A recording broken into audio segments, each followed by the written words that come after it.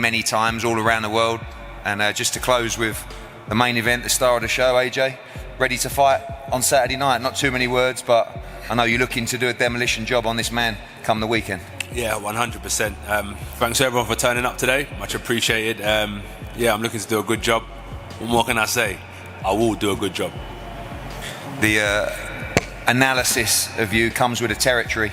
Every line that comes out your mouth, someone said he looks tense. I mean, I've never actually seen you more relaxed. I'm here to fight. I'm not here to party and get caught up in the glitz and glam. I want to fight. I want to perform well. Put that pressure on myself. Of course I'm tense because I want to perform. I want to win. I got that urge to win, and I want to hurt my opponent. Anything to say to that? I mean, these words did leave your mouth. It sounds like you're coming here with bad intentions. Well, you know, I come to do what I do best, you know. That's a sight to get the fans what they want to see, you know. At the end of the day, no one wants to see a 12-round fight. It's a whole bunch of heavyweights up here, and we're the hard hitters. And at the end of the day, people have things to do. And they want to come and see a fight, and after that, they want to go party. So when you're watching me, like I said, don't blink. I'm going to give you what you want to see. And nowadays, my name is called Dr. Sleep. And I definitely got the NyQuil in the right hand, so I hope you bring a pillow and a blanket. It get a little chilly at night. 2 victories, 21 wins by knockout from London, England.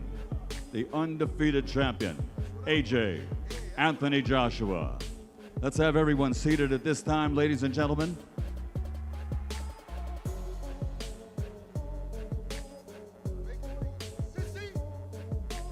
Breaking scenes from the backstage area as tensions explode between Anthony Joshua and Deontay Wilder after the press conference. Things quickly escalated into a heated confrontation where Anthony Joshua allegedly warned Wilder with a now viral line, "I am the landlord of you," showing just how personal this rivalry has become at heavyweight level. You're not on my level. I don't need to address you, bro. Leave it. I don't need to address you, bro. You're not on my level. 100%. I'm ready. I do want to hurt him, yeah. That's fact. That's the business you're in. Exactly. There's no games here. I do want to hurt him. Deontay Wilder is completely calling out Anthony Joshua here, accusing him of avoiding the fight in the past and questioning his confidence now. He believes Joshua's mindset looks backwards, showing frustration but also confidence heading into a long-awaited clash between both heavyweights. Ran from you, and you're going to take it out on him for running from you. Tell us a little bit more about that. You really think he didn't want to fight you once upon a time? Yeah, I truly believe he ran from me. You know, I've heard that he said that he's confident that he's gonna knock me out, but I kind of hard to believe because how can you have confidence in yourself as a challenger and you didn't have confidence in yourself as a champion? It's kind of backwards to me. But whatever floats his boat. We'll see what happens on Saturday night. I can't wait to look. I'm looking forward to sharing the ring with you.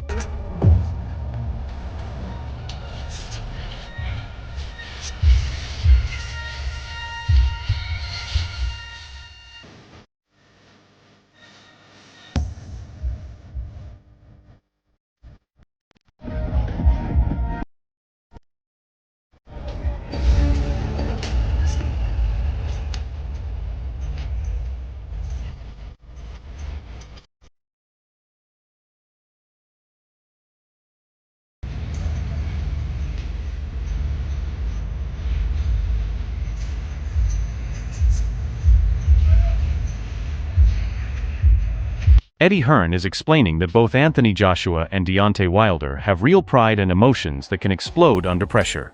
He highlights how personal insults and disrespect can quickly turn a press environment into chaos, showing why tensions between both heavyweights are reaching boiling point. On behalf of Queensberry Promotions for Riyadh season and the National Events Centre in association with the General Entertainment Authority, Gold Star Promotions and Seller, on behalf of Queensberry, we would like to again just express what a privilege it is. Duke McKenzie is pointing out that all this chaos between Anthony Joshua and Deontay Wilder might actually be good for business.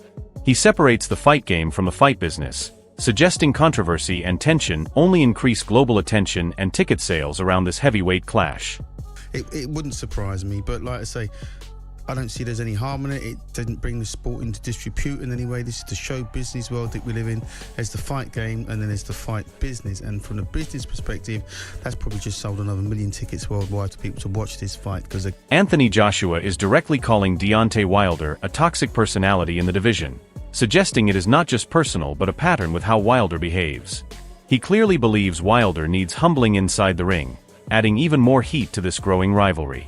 I feel like he's toxic. I feel like you can put any top heavyweight in the world up here and he'll probably say the same thing about them all. So it's just him as a person, and then he just needs a beat down, needs humbling. And instead of eating cheeseburgers, I'm going to feed him some humble pie. Frank Warren is trying to calm the situation by suggesting both fighters should move past the confrontation. However, the tension between Anthony Joshua and Deontay Wilder is clearly still fresh, and fans are not convinced this rivalry is anywhere close to being settled. Look, that's not what we want. I don't want to see that happen. No one does.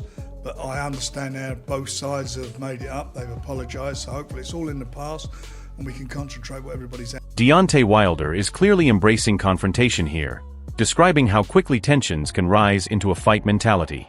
He is positioning himself as someone who wants to take on anyone in the heavyweight division, including Anthony Joshua, while also using the Mr. Clean line to show he believes he is here to clear out the division. This adds more intensity to the rivalry, as it shows Wilder is not backing down from anyone and is ready for all challenges. It wasn't an exchange. I mean, it wasn't a few words. You know, I dapped it up with him and I said, now let's get it on. And it was simple as that. Is that the fight you want next, Deontay? I'm ready for whoever, you know. It's whoever. As long as these guys is in the heavyweight division, I'm here. You know, like I said, you can call me Mr. Clean because I want to clean up the whole division. The heavyweight division is nothing without Deontay. Frank Warren is reacting to the backstage incident with clear disappointment, calling it bad for the sport overall. He admits he did not even witness it directly, which shows how quickly things escalated behind the scenes. In the context of Anthony Joshua and Deontay Wilder, this kind of chaos only increases attention, but also raises concerns about professionalism in heavyweight boxing events. There won't be any more of it, that's for sure. And everybody wants to show some respect to each other.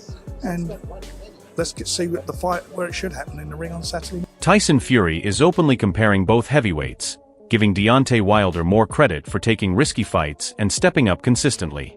He suggests Wilder has shown more willingness to face top opposition, while also criticizing Anthony Joshua for not making certain fights happen sooner. This adds another layer to the rivalry narrative, increasing pressure on Joshua to respond inside the ring. For me, Anthony Joshua needs to prove himself on the world stage because he's so happy fighting in England and he thought of beating Klitschko after I'd destroyed him mentally and had a war with him in a beaten fighter. So he needs to prove he's willing to step up to the plate and fight the best. Carl Froch is questioning Anthony Joshua's confidence going into a potential clash with Deontay Wilder, suggesting uncertainty about whether Joshua truly believes he can win. He also highlights Wilder's knockout power as a major threat, implying that one clean shot could change everything. This keeps the rivalry balanced but dangerous, with real risk on both sides. I don't know if AJ believes he can beat Deontay. Well, maybe he does, maybe he wants to come back, maybe he wants to fight again, but what happens in that fight? Anthony Joshua in one corner, Deontay Wilder in the other corner, they come together in the centre of the ring. What happens? I honestly can't say what happens. I think if Deontay Wilder throws a couple of meaningful right hands and connects on AJ's chin, then the fight's over. AJ will be knocked out. He's got to... Max Kellerman is breaking down the business side of the fight, explaining why Anthony Joshua may not have rushed into a Deontay Wilder fight earlier. He points out the financial comfort Joshua already had compared to the risk Wilder brings with his knockout power. This shows how money, risk, and timing have all played a major role in keeping this heavyweight clash uncertain for so long. Joshua was making $30 million a fight, fighting anyone in front of 70 to 100,000 fans in England. Why make $50 million to fight a guy who might beat him, right? Wilder really can beat, he has chances against anyone because Fury's right, he's one of the great all-time punchers with the right hand. So there's no financial incentive for Joshua to fight. Duke McKenzie is pointing out how Deontay Wilder still knows how to create massive attention by calling out Anthony Joshua again. He also warns that this is a dangerous fight for Wilder, describing Joshua as a physically strong and powerful puncher. At the same time, he surprisingly rates Joshua's punching power even higher than Wilder's, which only fuels more debate about how dangerous this matchup really is and how unpredictable it could become if it ever happens inside the ring. Put it this way, Deontay Wilder knows how to sell a fight, and he's already called out Joshua. That's a big fight. I mean, like I said, I'd love to see him walk away from the sport. Wilder, I'd like to see him say, you know what, I've had enough. but he's already got his eyes on the next one, potentially a fight with Joshua. It's not a good fight to take. It's not a good fight to take. Yeah, Joshua's a big, meaty guy. Joshua's right hand's like probably the hardest. He's probably the hardest punching heavyweight right now. For me, personally, I think he hits harder than Wilder. Carl Froch is describing a tense backstage moment where Deontay Wilder appeared more direct and ready to push for the fight, while Anthony Joshua looked unsure and reserved. He suggests that Wilder's confidence in that exchange was much more visible. Froch also raises doubts about Joshua's self-belief when it comes to facing Wilder, adding more psychological pressure to an already intense rivalry that is built on both physical and mental questions.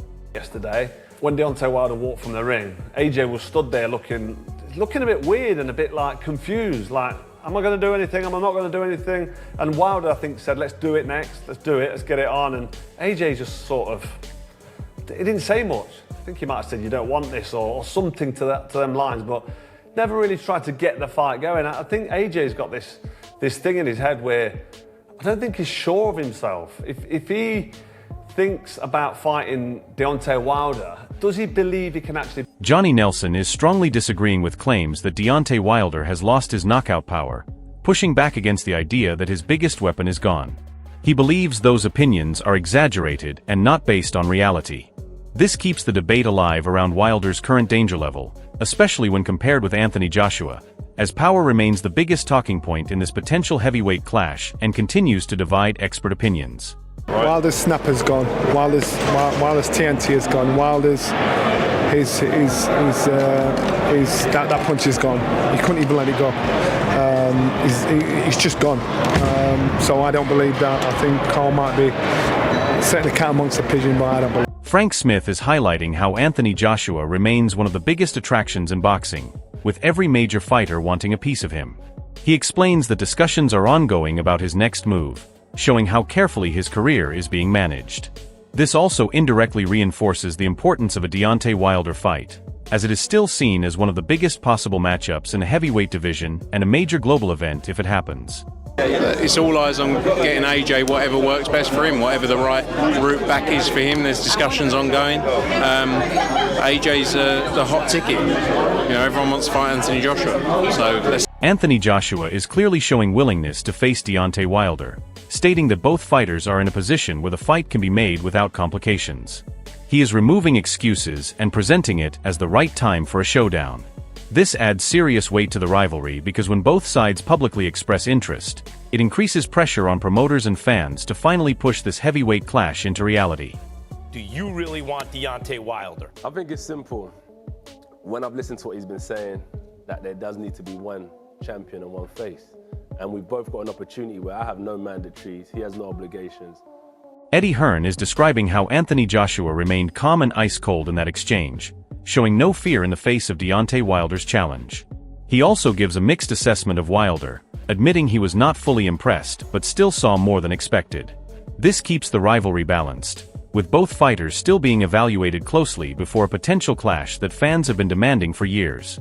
He looked better. I thought he looked better. Listen, Chisora's not easy. Do you know what I mean? He's a tough man.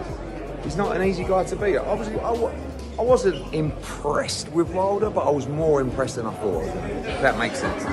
Counterpunch Boxing is questioning whether Deontay Wilder still has the tools to trouble Anthony Joshua, especially focusing on his jab and overall setup.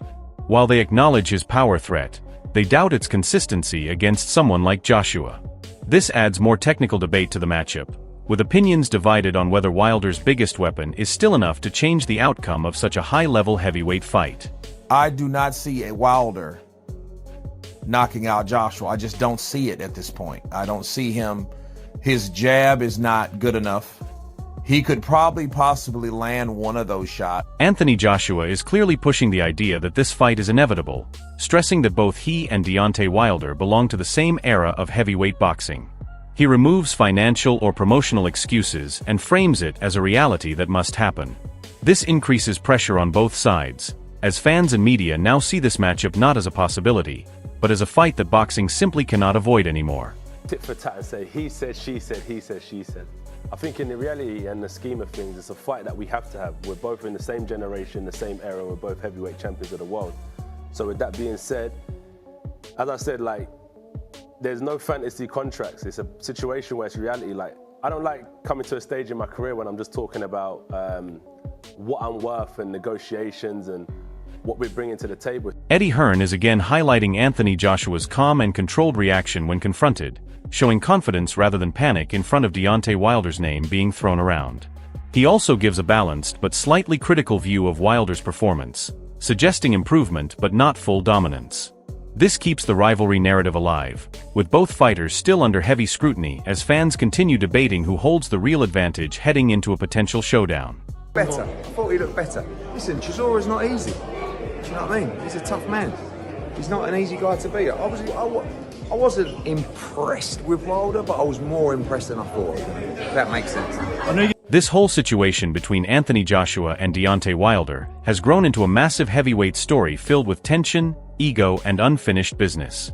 Every clip shows a different angle, from calm confidence to explosive confrontation, proving how personal this rivalry has become over time.